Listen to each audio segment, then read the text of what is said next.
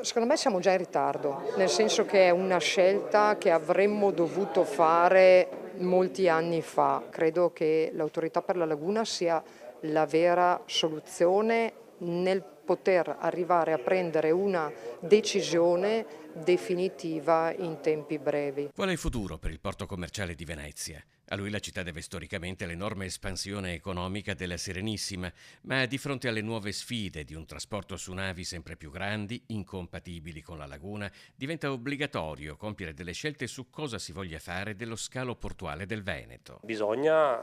sicuramente lavorare affinché si possano trovare le condizioni che questo porto innanzitutto nel breve termine lavori 24 ore, quindi il famoso porto regolato che tanto ne abbiamo parlato, e che poi possa anche prevedere qualche opportunità o fuori della laguna, visto che c'è questo concorso ormai da alcuni anni che si sta per concludere, o comunque un'altra soluzione che possa permettere al porto di continuare a lavorare. Cioè, il porto per noi è un'economia importante. In campo da diverso tempo, quella del porto offshore, cioè di un porto sull'Adriatico a diversi chilometri dalla costa, è una delle ipotesi più suggestive e impegnative, con un costo che si aggirerebbe almeno ad un paio di miliardi. Quello che serve a Venezia e alla portualità per poter sopravvivere serve sicuramente una strategia chiara e una linea ben definita da parte di tutti, perché se ogni volta che cambia il governo, ogni volta che